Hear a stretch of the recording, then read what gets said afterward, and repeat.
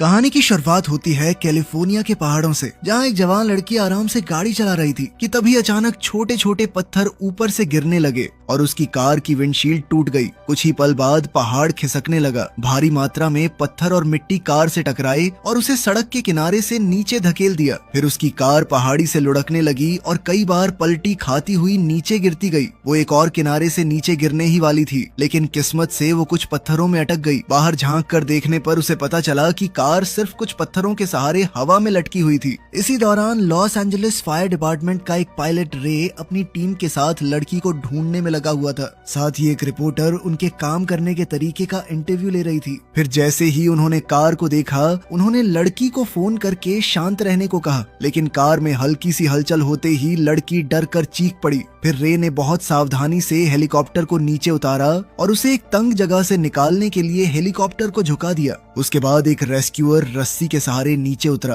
ताकि वो कार को सुरक्षित कर सके। उसके पास सिर्फ 5 मिनट का समय बचा, क्योंकि उसके बाद हेलीकॉप्टर का इंजन जवाब दे सकता था। जैसे ही रेस्क्यूअर कार के करीब पहुंचा, लड़की ने घबरा कर उसकी तरफ हाथ बढ़ाया, जिससे कार दोबारा हिलने लगी। कुछ देर बाद कार को रोक लिया गया, लेकिन अचानक वो फिसल गई और रेस्क्यूअर उसमें फंस गया। उधर हेलीकॉप्टर भी जोर जोर से हिलने लगा और इंजन ज्यादा देर तक चलने की हालत में नहीं था। ये देखकर रे ने खुद नीचे जाने का फैसला किया। जब हेलीकॉप्टर से काला धुआं निकलना शुरू हुआ, तब रे कार तक पहुंच गया। उसने कार का दरवाजा तोड़ दिया और लड़की को बाहर निकाल लिया। उसी वक्त को पायलट ने कार को पकड़ने वाली रस्सी काट दी। इससे कार नीचे गिरकर बुरी तरह तबाह हो गई, लेकिन रेस्क्यूअर आजाद हो गया और रे ने लड़की को सुरक्षित पकड़े रखा। इसके बाद कैलिफोर्निया इंस्टीट्यूट ऑफ टेक्नोलॉजी में डॉक्टर डेविड बड़े भूकंपों के इतिहास पर लेक्चर दे रहे थे। उन्होंने बताया कि कैसे दुनिया भर में आए विनाशकारी भूकंपों ने लाखों लोगों की जान ली और भारी तबाही मचाई। फिर डेविड ने सैन एंड्रियास फॉल्ट का भी जिक्र किया, जो कैलिफोर्निया से गुजरती टेक्टोनिक प्लेट्स के मिलने की जगह थी। उन्हें पूरा यकीन था कि ये फॉर्मेशन कभी न कभी एक बहुत बड़े भूकंप का कारण जरूर बनेगी। लेक्चर के बाद डेविड अपने ऑफिस गए, जहां डॉक्टर पार्क ने उन्हें हूवर डैम के पास महसूस किए गए छोटे भूकंपों की जानकारी दी। दोनों ने तुरंत वहां जाकर जांच करने का फैसला किया।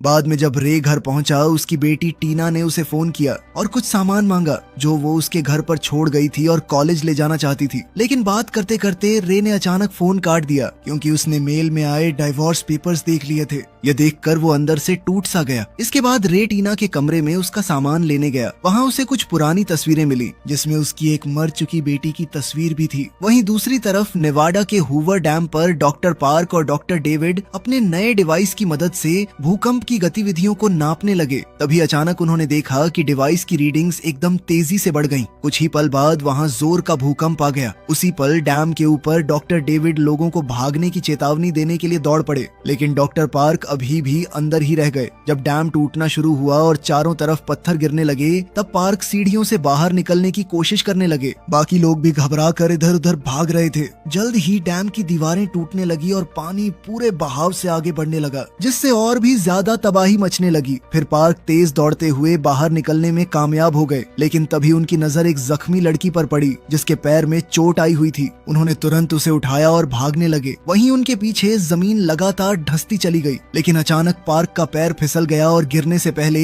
उन्होंने लड़की को डॉक्टर डेविड की तरफ धकेल दिया। जब उन्होंने खुद को संभालने की कोशिश की, तब उन्हें पता चला कि उनका पैर एक लोहे के सरिये में फंस चुका था। डॉक्टर डेविड उनकी मदद करना चाहते थे, लेकिन पार्क ने उन्हें लड़की को बचाने के लिए कहा। उसके अगले ही पल डैम पूरी तरह टूट गया और पानी का एक विशाल सैलाब आया, जो पार्क को अपने साथ बहा ले गया। इधर रे को उसके बॉस का मैसेज मिला। उस मैसेज में भूकंप की खबर थी और उसे तुरंत काम पर बुलाया गया था। काम पर जाने से पहले रे टीना का सामान देने गया। वहाँ उसकी मुलाकात अपनी एक्स वाइफ विक्टोरिया और उसके बॉयफ्रेंड डेनियल से हुई। विक्टोरिया ने रे को बताया कि वो और डेनियल अब एक दूसरे से शादी करने वाले हैं। ये सुनकर रे और भी दुखी हो गया और इसलिए वो जल्दी से वहाँ से निकलकर काम पर चला गया। कुछ घंटों बाद टीना डेनियल के साथ उसके ऑफिस पहुंची। लॉबी में इंतजार करते हुए उसकी मुलाकात बेन और उसके छोटे भाई लोगन से हुई और तीनों जल्दी ही दोस्त बन गए। दूसरी तरफ वही रिपोर्टर जिसने रे का इंटरव्यू लिया था, वो डॉक्टर डेविड का इंटरव्यू लेने पहुंची। उन्होंने बताया कि डॉक्टर पार्क की मौत से पहले उन्होंने ये साबित कर दिया था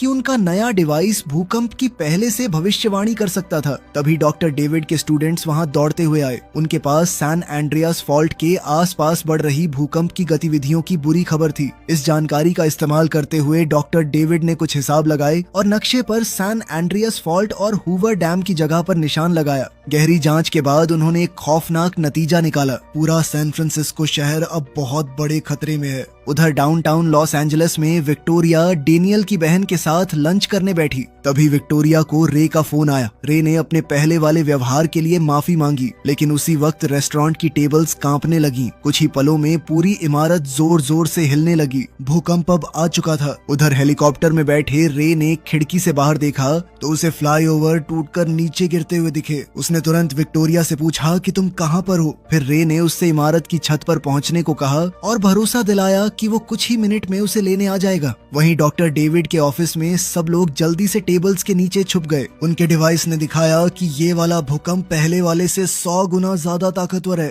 उधर टीना डेनियल के साथ कार में बैठकर निकलने ही वाली थी कि तभी भूकंप वहां भी पहुंच गया। डैनियल ने तुरंत ड्राइवर को वहां से निकलने के लिए कहा और ड्राइवर ने कार पूरी रफ्तार से दौड़ा दी। इसी बीच पूरा पार्किंग एरिया टूटकर धंसने लगा और लोग घबरा कर इधर उधर भागने लगे। तभी अचानक जमीन में एक बड़ा गड्ढा खुल गया। उनकी कार उसमें गिर गई और दीवार से टकराकर मलबे में फंस गई। फिर एक भारी लोहे का सरिया कार की छत पर आ गिरा। उसकी टक्कर से ड्राइवर की तुरंत मौत हो गई। ड्राइवर की सीट मुड़ गई और टीना के पैर बुरी तरह फंस गए। डैनियल उसे बाहर निकालने की बहुत कोशिश कर रहा था, लेकिन वो नाकाम रहा। आखिरकार उसने टीना से कहा कि मैं मदद लेकर आता हूँ। नीचे पहुंचकर डेनियल को एक सिक्योरिटी गार्ड मिला और उसने उससे मदद मांगी, लेकिन उसी पल छत का एक हिस्सा टूटकर गिरा और गार्ड उसके नीचे दब गया। ये देखकर डेनियल बुरी तरह डर गया। उसने टीना को वहीं छोड़ दिया और बाकी लोगों के साथ भाग निकला। लेकिन बेन और लोगन ने डेनियल और गार्ड की बात सुन ली थी। उन दोनों भाइयों ने खुद टीना को ढूंढने का फैसला किया। इसी दौरान रे लॉस एंजलिस की तरफ उड़ता चला जा रहा था। रास्ते में उसने मशहूर हॉलीवुड साइन को भी नीचे गिरते देखा। साथ ही शहर के कई हिस्सों से आग और धुआं उठने लगा। वहीं ऊंची इमारतें भी एक एक करके गिरने लगी। रेस्टोरेंट में भी लोगों के बीच अफरा तफरी मची हुई थी। विक्टोरिया ने बाहर निकलने के लिए एक दरवाजा खोला, लेकिन दरवाजे के पीछे तो कुछ था ही नहीं। उसने अपनी आंखों के सामने एक आदमी को नीचे गिरकर मरते हुए देखा।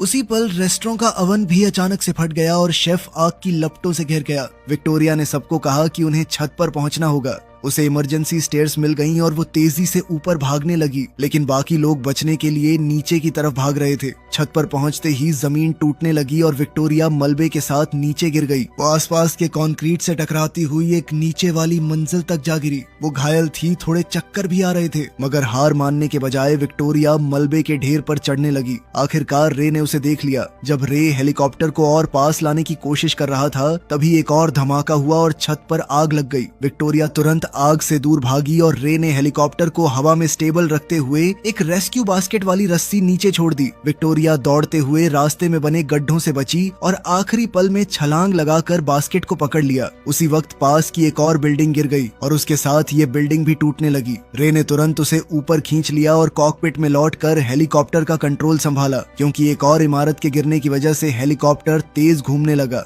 बहुत ही ज्यादा मुश्किल से हेलीकॉप्टर का एक दरवाजा खो देने के बाद भी किसी तरह वो लोग बच गए और बिल्डिंग्स के गिरने से पहले वहां से निकल गया। उधर सैन फ्रांसिस्को में टीना को अपना फोन मिल गया और उसने रे को मदद के लिए कॉल किया, लेकिन कुछ ही देर में सिग्नल चला गया। रे ने विक्टोरिया से कहा कि हमें टीना को बचाने जाना होगा। तभी और मलबा कार के ऊपर गिरने लगा। इसी दौरान बेन और लोगन टीना तक पहुंच गए और उसे निकालने के लिए एक लोहे की रॉड का इस्तेमाल करने लगे, लेकिन इससे और ज्यादा मलबा गिरने लगा। फिर बेन ने कार की डिक्की चेक की और उसे एक टायर जैक मिला। उसने उसकी मदद से ऊपर गिरा हुआ बीम उठाया, लेकिन वो सिर्फ थोड़ा सा ही उठा। जल्दी सोचते हुए बेन ने कार के टायर्स पंक्चर कर दिए ताकि कार नीचे बैठ जाए और टीना को निकलने के लिए थोड़ी और जगह मिल सके। ये तकनीक कामयाब रही और टीना ऐन मौके पर गाड़ी से बाहर निकल आई, जिसके बाद मलबे ने गाड़ी को पूरी तरह कुचल दिया। उधर डेविड के ऑफिस में टीम मॉनिटरिंग सिस्टम से आए डेटा का एनालिसिस करने लगी और उन्होंने समझाया कि खतरा अभी खत्म नहीं हुआ था। तब डेविड ने रिपोर्टर से लोगों को चेतावनी देने में मदद मांगी। दोनों मीडिया सेंटर की तरफ दौड़े और कुछ स्टूडेंट्स के साथ मिलकर न्यूज ब्रॉडकास्ट्स को हैक कर दिया। उसके बाद रिपोर्टर ने डेविड का परिचय करवाया और डेविड ने पूरे देश को बताया कि और भी भूकंप आने वाले थे। उसने अंदाजा लगाया कि अगला भूकंप 9.5 मैग्नीट्यूड या उससे भी ज्यादा तक पहुंच सकता है। ये भूकंप कैलिफोर्निया में आएगा, लेकिन इसके झटके पूरे देश में महसूस किए जाएंगे। साथ ही सैन फ्रांसिस्को के लोगों को तो तुरंत शहर से निकलने को कह दिया उसने। उधर टीना, बेन और लोगन की मुश्किलें अभी खत्म नहीं हुई थी।